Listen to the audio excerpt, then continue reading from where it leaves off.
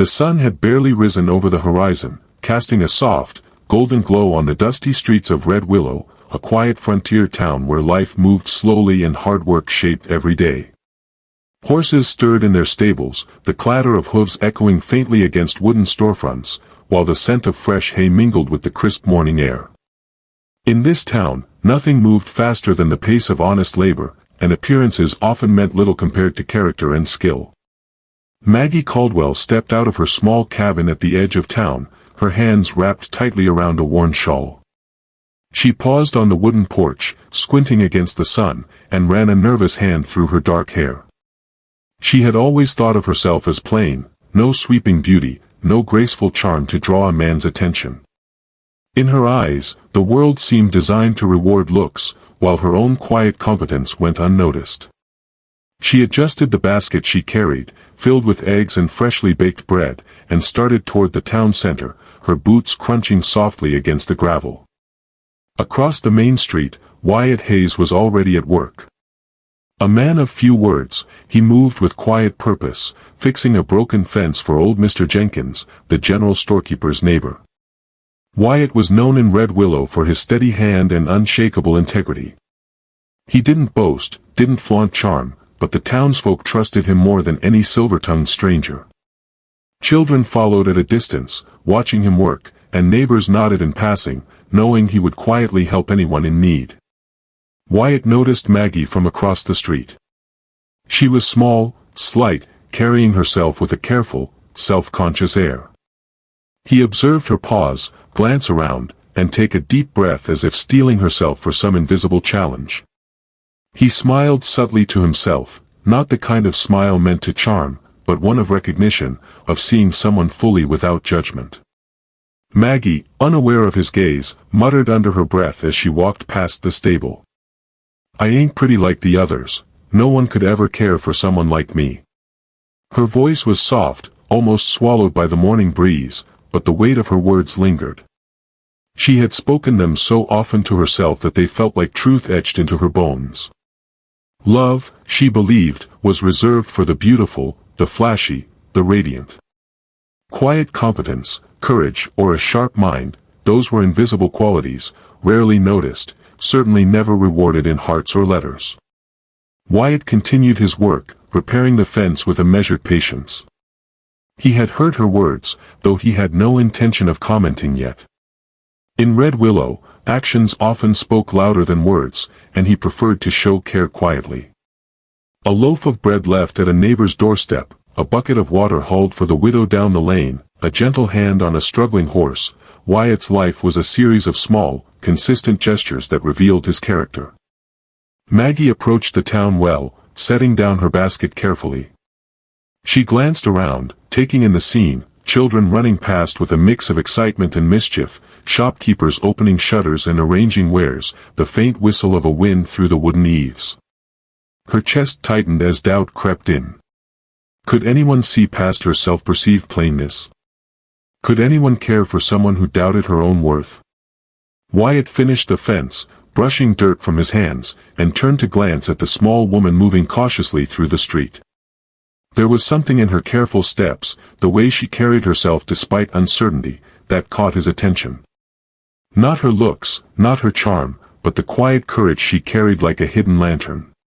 That morning, the town of Red Willow stirred to life, unaware that two solitary souls were about to begin a journey neither expected. Maggie, brimming with doubt, and Wyatt, steady and observant, were moving toward each other in a world where trust and honesty mattered more than appearances. Little did Maggie know that her belief, that love only came to the beautiful, would soon be tested, reshaped, and ultimately transformed by the quiet, unwavering attention of a cowboy who didn't want pretty. In Red Willow, the sun climbed higher, and with it, a story was beginning, a story of slow-burning trust, of shared courage, and of a love that looked far beyond the surface. The day was warming quickly under the mid-morning sun when Maggie reached her small barn at the edge of town. Her livestock, 3 cows and a handful of chickens, were restless, their low murmurs of discomfort reaching her ears before she even stepped inside.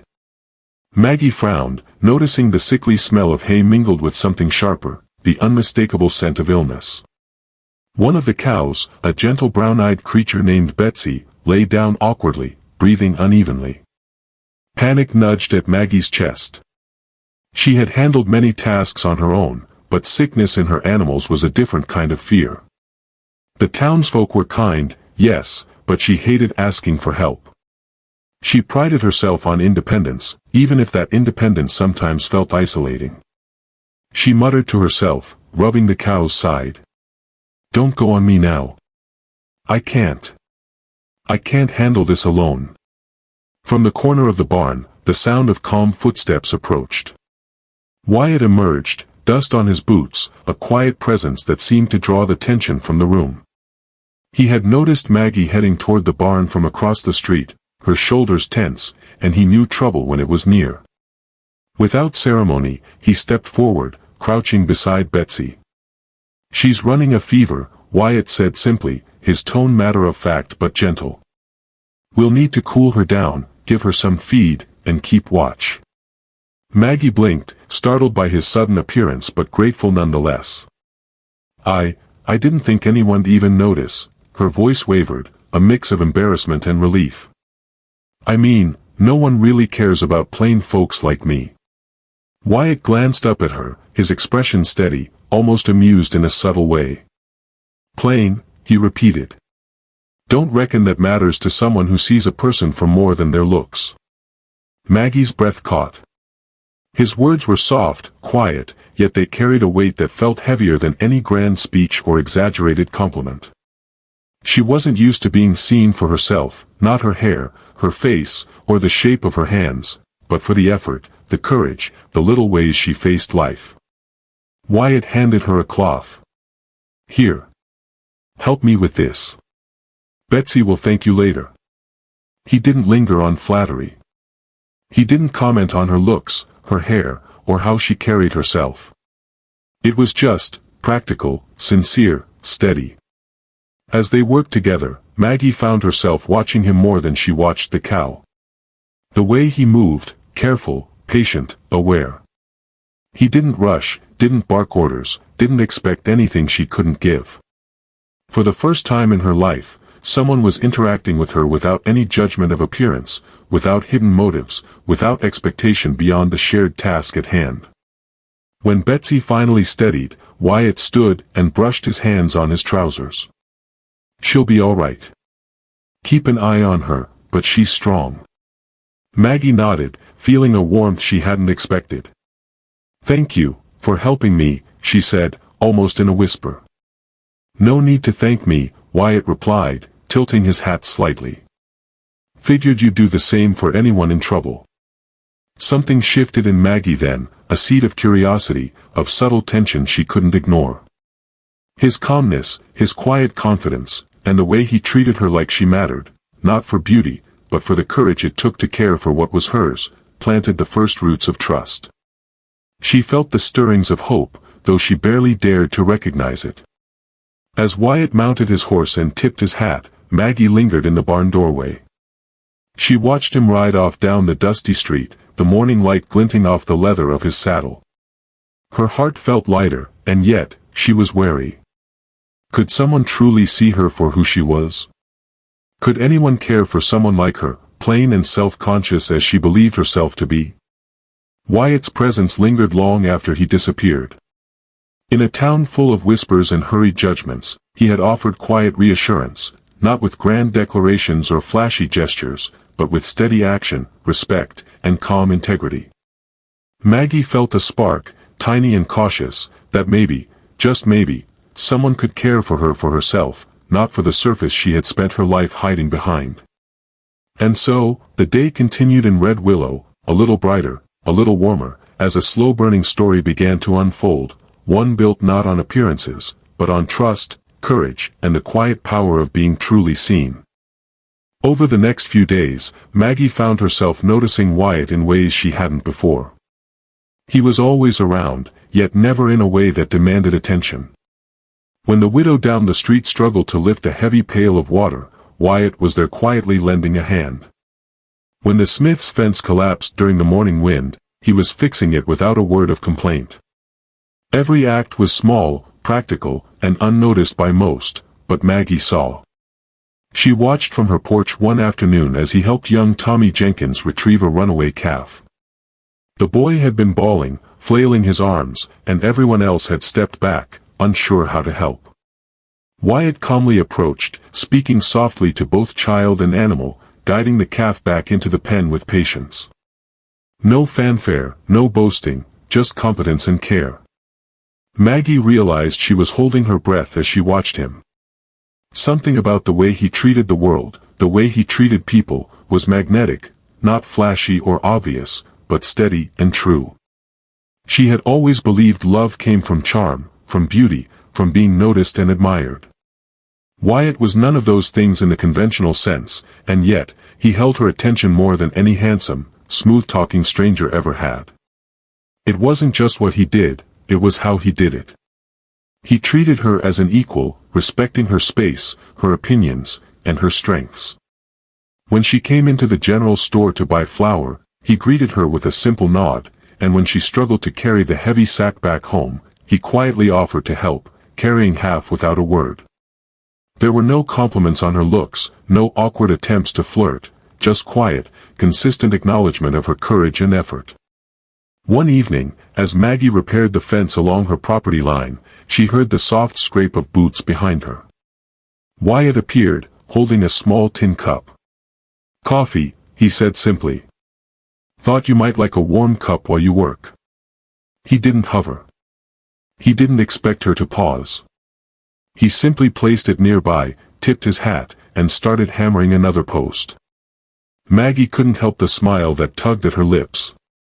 There was something comforting about his presence, a sense that she could relax, that her efforts were seen, and that she didn't have to pretend to be someone she wasn't. For the first time, she felt recognized not for beauty, but for who she truly was, witty, capable, and determined. It was during one of these quiet afternoons that Maggie realized something else. She laughed openly for the first time in years when Wyatt mimicked her struggle with a stubborn post, joking silently with exaggerated motions that made her forget herself. She caught him noticing her favorite book lying on a shelf in the barn and slipping it into his bag to return later, carefully wrapped with a bookmark. She felt seen, truly seen, and it was dizzying in its quiet power. Yet, alongside the growing admiration was the small, insistent whisper of doubt. Could someone really care for her? Could someone look past what she had always thought of as plainness, past the insecurities she carried like stones in her pockets? Maggie kept her distance, careful not to let herself hope too much. But each day, the seed Wyatt had planted in the barn grew a little stronger. By the end of the week, she found herself actively seeking small moments of connection, an exchange of tools, a shared laugh over spilled feed, a conversation about the weather or the way the cattle were faring. Every encounter was brief, ordinary, yet each left a mark on her heart. She began to see that love might not need to arrive in sweeping gestures or dazzling appearances. Perhaps, she thought tentatively, it could grow quietly, built on respect, trust, and shared moments. And Wyatt, unaware of the quiet effect he had on Maggie, continued as he always did, working, helping, noticing, never forcing, never flattering. His actions spoke more than words ever could, and Maggie, for the first time, felt a stirring of hope that someone could care for her exactly as she was. In the warm glow of evening, as the town settled into the hush of dusk, Maggie stood at the barn doorway, brushing sawdust from her hands. She watched Wyatt ride off into the fading light, and a strange new feeling settled over her. It wasn't romance yet, not in the dramatic sense she had read about in books. It was trust. And it was the beginning of something she hadn't dared to imagine, a love that might grow, slow and steady, like the sunrise over Red Willow. As the days passed, Maggie found herself venturing beyond the boundaries of her small farm more often, drawn by subtle curiosity and the quiet reassurance Wyatt seemed to offer without even trying. She started attending the town gatherings, the weekly market, the occasional barn dance, always with a cautious eye, unsure how others would see her. But Wyatt was there, not in a showy way, not as a protective shadow, but as a steady presence. He noticed her arrival with a simple nod, smiled when she offered a polite greeting, and let her carry herself with dignity. One afternoon, the town held a small harvest fair, a celebration of the season's work and bounty. Maggie hesitated at the edge of the crowd, unsure if she belonged, feeling the familiar twinge of self-consciousness. Her plain dress, simple braid, and nervous hands seemed to her out of place among the more polished, confident townsfolk. Yet, as she watched Wyatt moving calmly among the stalls, helping a child untangle a kite string, offering a hand to lift a heavy sack of grain, she felt a strange pull. His presence seemed to say, wordlessly, that she mattered, that she was not invisible. By mid-afternoon, she found herself helping him at the livestock booth, moving crates and calling out information to passers-by. A few of the townspeople noticed their cooperation, exchanging knowing glances and murmured questions about the pair's growing closeness. Maggie felt a flicker of anxiety. Attention had always made her uneasy, but Wyatt's steady calm reassured her. He didn't force interaction, didn't speak over her, or correct her. He worked alongside her, acknowledging her contributions with small gestures, a shared laugh when a stubborn goat refused to move, a nod of thanks when she handed him water for the animals. Later, as the sun dipped lower, Wyatt handed her a worn leather notebook. "Found this tucked in the barn loft," he said quietly. "Thought you might want it." His voice was low, matter-of-fact, but Maggie sensed the subtle trust in his gesture. It was not just a gift, it was an acknowledgement that he saw her as capable, reliable, and worthy of care. Maggie held the notebook close, heart fluttering. She realized she had been holding herself back, afraid to hope, afraid to trust that someone could see past her fears and doubts. But Wyatt's small, quiet actions were breaking down those walls. He wasn't demanding affection, he wasn't rushing her. He was simply showing, day by day, that she was valued. That evening, as they walked together back toward her farm, laughter occasionally spilling between them, Maggie felt something she hadn't in years, a sense of belonging. She shared a story about her childhood, about the first time she had learned to ride a horse on her family's modest property, and Wyatt listened, genuinely interested, nodding and asking gentle questions. For once, she felt heard, not judged, not compared, just recognized. But beneath the warmth, there was still a tug of fear. Could she allow herself to feel something more? Could someone truly care for her, plain and self-conscious as she was? The whispers of doubt lingered even as the bond with Wyatt strengthened. Wyatt, sensing her hesitation, offered no grand reassurances. He simply guided her to a clearing where the evening light painted long shadows over the grass. "Figured you'd like a quiet place," he said softly. "No one watching, no one asking." His simplicity, his thoughtfulness, spoke louder than any speech could. Maggie felt a small but undeniable shift within herself. The cautious walls she had built to protect her heart were beginning to show cracks, and she found herself smiling, relaxed, even daring to laugh freely. For the first time, she realized that trust, and perhaps love, didn't always come with dramatic declarations. Sometimes it arrived quietly, in steady presence, in small gestures, in shared moments that spoke volumes without words. As the night settled over Red Willow, Maggie returned to her cabin carrying the notebook close to her chest. She felt a spark she hadn't felt before, a flicker of hope, of courage, of possibility. Wyatt's trust had invited her to reciprocate, to step beyond her fears, and she had taken that step. And though the town murmured about their growing closeness, Maggie understood that this was no superficial connection. Something real was beginning, built on trust, quiet courage, and the simple acknowledgement that she, plain as she thought herself, mattered. In the hush of twilight, with stars just beginning to appear, Maggie allowed herself a tentative thought: maybe, just maybe, she could be loved for who she truly was, and not for the surface everyone else seemed to prize. The days grew longer, and the frontier heat pressed down on Red Willow like an ever-present weight. Maggie had begun to settle into a rhythm with Wyatt that felt both natural and unfamiliar, a blend of companionship, shared labor, and a quiet understanding that grew in the spaces between words. Yet, life in a small town never stayed simple for long, and challenges began to surface that tested her newfound trust. It started with the barn. A sudden summer storm rolled in without warning, whipping the tall grass and rattling the roof of her modest structure.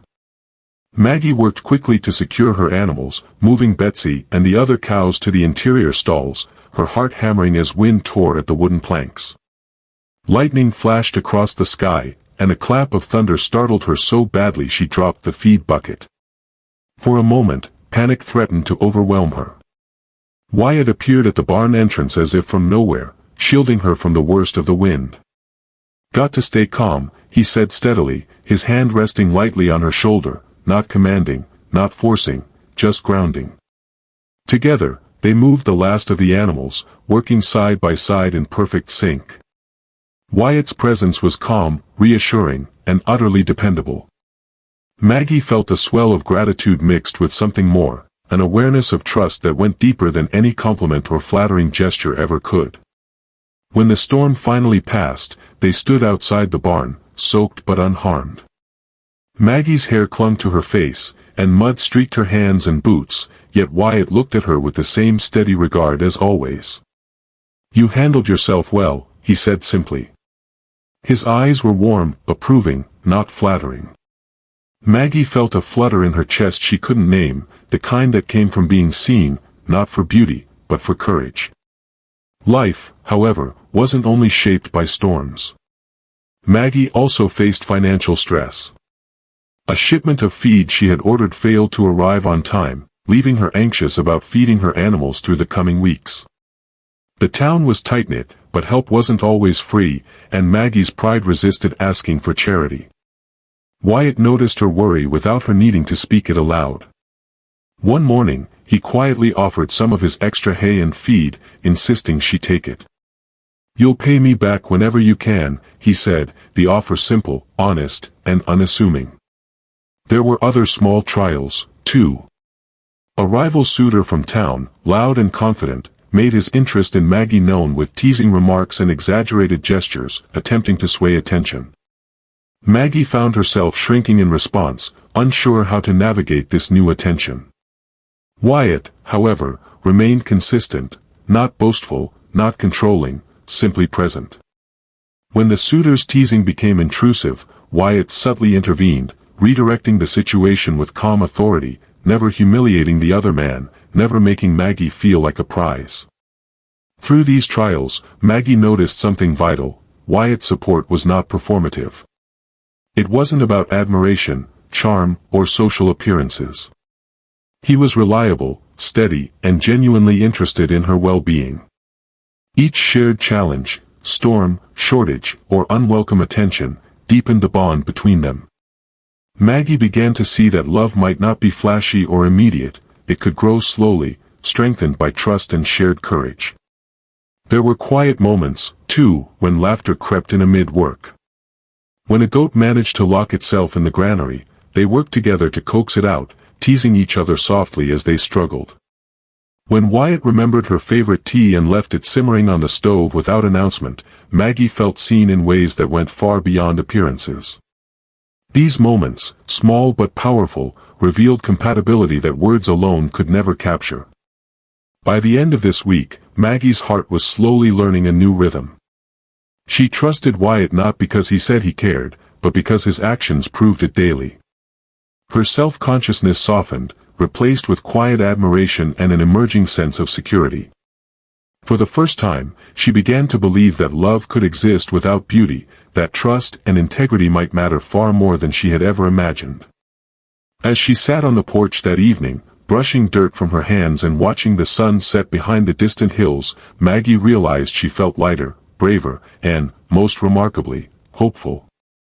Wyatt had shown her that shared courage and steady presence could be the foundation of something deeper than attraction. And in the hush of the fading day, Maggie allowed herself a small, careful thought: perhaps love could grow slowly, patiently, and quietly, exactly the way her heart was learning to bloom. The evening air was cool, carrying the faint scent of pine and earth as Maggie made her way toward the river that ran along the edge of Red Willow. She had been working in the fields all day, hauling feed and repairing fences, and the solitude of the water's edge offered a rare chance to rest her mind. To her surprise, Wyatt was already there, sitting on a fallen log, gazing at the river as though it held all the answers to the questions he rarely spoke aloud. "Mind if I sit?" Maggie asked softly, her voice hesitant, unsure if she truly wanted to be seen in this moment of quiet vulnerability. "Not at all," he replied, shifting slightly to make room. There was no fanfare in his gesture, no pretense. Just a steady, calm space offered freely, as he always seemed to do. For a long while, they sat in silence, the river flowing steadily, reflecting the fading gold of the sunset. Maggie finally spoke, her voice barely above a whisper. "Wyatt. Sometimes I feel like I'm not enough. Not pretty, not clever, not worthy of someone caring for me." Her hands twisted nervously in her lap, her eyes fixed on the water as if it could answer for her. Wyatt turned his gaze toward her, meeting her eyes steadily. There was no judgment there, no doubt, just a quiet recognition that her words were true to her experience. He leaned slightly closer, his tone calm and sincere. "Good," he said simply, a small smile tugging at the corner of his lips. "I don't want pretty. I want you." The word struck Maggie with a force she hadn't anticipated. Not because they were dramatic or grand, but because they were true. They didn't hinge on appearance, on admiration from strangers, or on fleeting charm. They rested on honesty, on seeing her fully, on valuing her courage and heart. Her chest tightened, and for a moment, she felt tears prick the corners of her eyes. I don't know if I can believe that," she admitted, her voice trembling. "I've always thought people only care about what they can see." Wyatt reached out, resting his hand lightly over hers. It was neither a gesture of claiming nor possession, simply of connection. "Maybe some people do. But not me. I see you. Every bit of who you are, and I reckon that's what matters." Maggie felt something shift inside her. Years of doubt, of self-consciousness, of believing that she was invisible unless she sparkled for the world, began to unravel. In that moment, beside the flowing river, she realized that trust and love could exist without beauty, without grand gestures. It could grow slowly, nurtured by patience, shared courage, and steady presence. They lingered in that quiet space, speaking little, allowing the river and the dimming sky to carry the weight of words unspoken. Maggie noticed the small details she had begun to cherish, the way Wyatt's eyes softened when he focused on her, the subtle humor in his gestures, the way his calm presence seemed to steady her own racing thoughts. And slowly, she allowed herself to feel seen, not as a plain woman striving for attention, but as someone worthy of respect, affection, and trust. As darkness settled over Red Willow, the first stars appearing above the horizon, Maggie leaned back against the log, hand in Wyatt's, feeling a sense of safety she had never known. She realized, finally, that the bond between them had changed. It was no longer admiration or curiosity, it was emotional intimacy, a quiet understanding that transcended appearances, gossip, or the fleeting attention of the world. Wyatt's voice broke the silence softly, almost more to himself than her. "We'll take it one day at a time.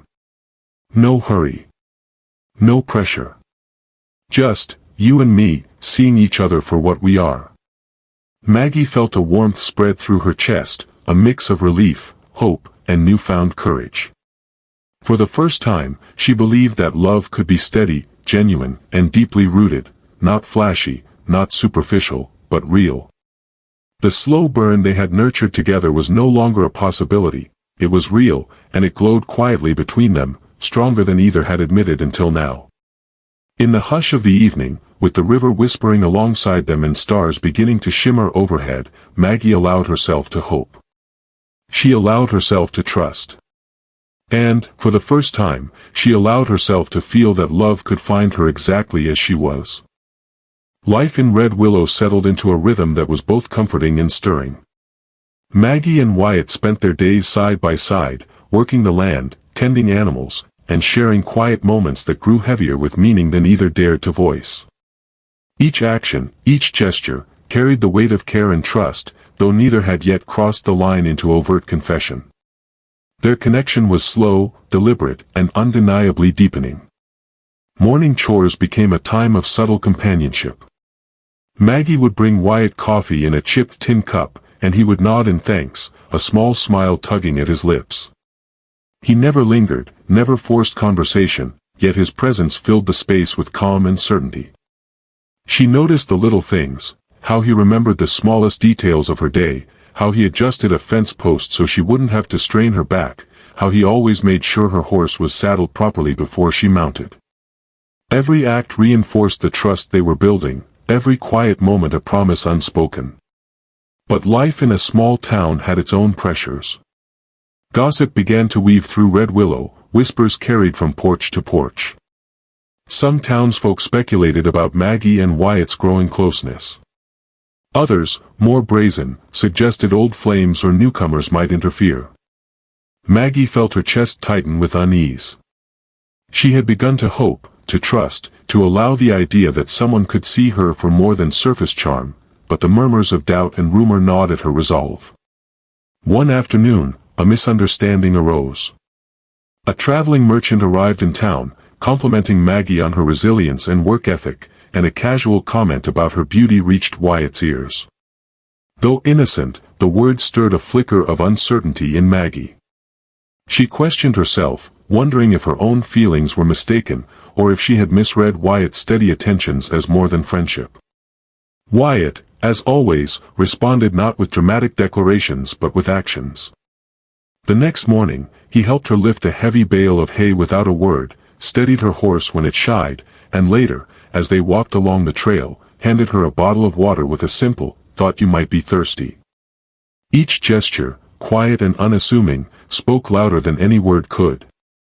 Maggie felt her doubts ease, replaced by a growing certainty that Wyatt's care was consistent, genuine, and not dependent on what anyone else said or thought. There were lighter moments, too. They laughed together over spilled feed, teased each other about stubborn goats, and shared stories of childhood adventures. Every small interaction became a brick in the foundation of their trust. Maggie began to notice the comfort of his presence, the security it offered, and the way he made her feel seen without needing to embellish or impress. Yet even as trust solidified, the slow burn of their relationship was tested. The rival suitor from town lingered, and occasional prying questions made Maggie wary. She questioned herself, wondering if love could survive in a world filled with expectation and judgment. But Wyatt's steady behavior, the quiet consistency of his care, the absence of pretense, the respect he showed in every interaction, reminded her that love didn't have to be loud to be real.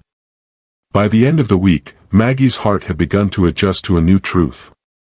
Love, she realized, wasn't about appearances or gossip, nor about dramatic displays. It was about presence, trust, and shared courage. Wyatt's reliability had become a lifeline, his quiet attentions a reassurance that she could rely on him, believe in him, and, slowly, carefully, allow herself to hope for more. As the sun dipped behind the rolling hills, Maggie stood at her cabin's doorway, watching Wyatt walk back to his own ranch. Her chest felt light, her mind calmer than it had in years. She had seen, through the small, steady actions of a man who didn't chase attention, that love could grow in quiet ways, strong and enduring. And as the stars began to prick the evening sky, she allowed herself to savor the slow burn of something real, something that promised more than fleeting admiration. It promised trust, respect, and the possibility of shared life. In Red Willow, the town whispered, the wind shifted, and hearts learned to beat in careful rhythm, tethered together by the quiet power of steady, unwavering affection.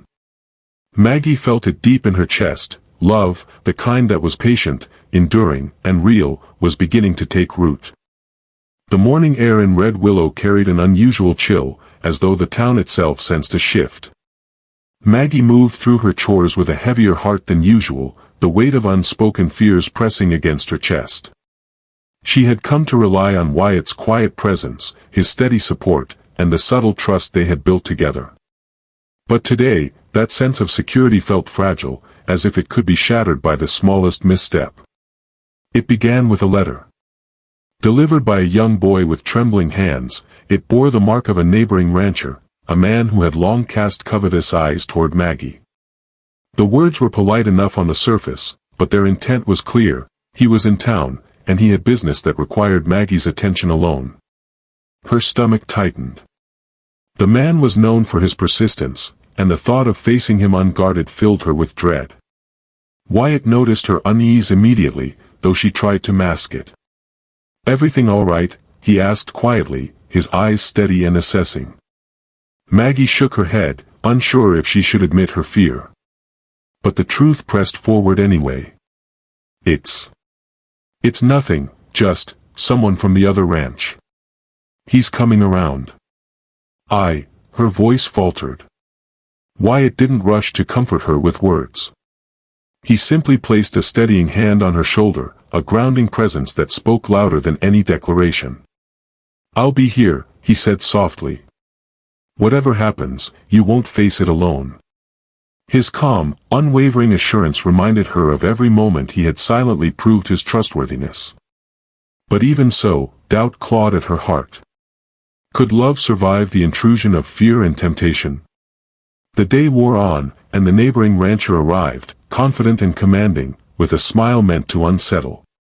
He approached Maggie openly, trying to charm, to fluster, to pull her attention away from the quiet man she had grown to trust. Maggie's hands shook, and her mind raced. She realized how fragile her newfound hope could feel in the face of old insecurities and external pressures. Wyatt observed from a distance at first, giving her space, his presence a steady anchor. Then, as the situation began to escalate, he stepped forward, not aggressively, not with confrontation, but with calm authority. A few words were exchanged, gentle but firm, setting boundaries without humiliation, protecting Maggie without spectacle. She watched him, heart racing, and felt the depth of his reliability. This was not a man swayed by appearances or by the moment. This was someone whose care had been consistent, who would not falter, who would not betray her trust. Later, alone, Maggie sat on the porch, hands clasped tightly in her lap. The sun had dipped low, casting long shadows across the dusty street. Doubts threatened to resurface, whispering that love was fleeting, that trusting someone could only lead to heartbreak. She recalled every quiet moment with Wyatt, every loaf of bread delivered, every fence mended, every storm weathered side by side. His consistency, his respect, his patience had all been gifts, small and unassuming, yet profoundly powerful. Her chest ached with longing and fear, the night of her soul pressing down with relentless weight. She realized that the choice was hers: retreat into old habits of doubt and self-protection, or step forward into the vulnerability she had been avoiding, trusting not in beauty or charm, but in the integrity and steadfastness of someone who had proven himself again and again. Wyatt approached quietly, his boots crunching softly on the gravel. He didn't demand an explanation or a confession. He simply sat beside her, the warmth of his presence a shield against her fears. "Whatever you need," he said gently, "I'm here. Always." Maggie looked at him, tears prickling her eyes. She felt the fragile threads of fear begin to loosen, replaced by a cautious but growing certainty. She realized, in that quiet moment, that love could survive external pressures, rumors, and insecurities, not because it was flashy, but because it was steady, reliable, and rooted in trust. And so, as the night settled over Red Willow, Maggie allowed herself to lean into that trust, to feel the slow burn of hope, and to understand that the darkness she feared was no match for the quiet, unwavering presence of the man beside her. Wyatt had become more than a companion. He had become a safe harbor, a proof that love, earned through patience and shared courage, could endure. If you loved Maggie and Wyatt's slow-burning journey, don't forget to like, subscribe, and hit the bell so you never miss another heartwarming Wild West story.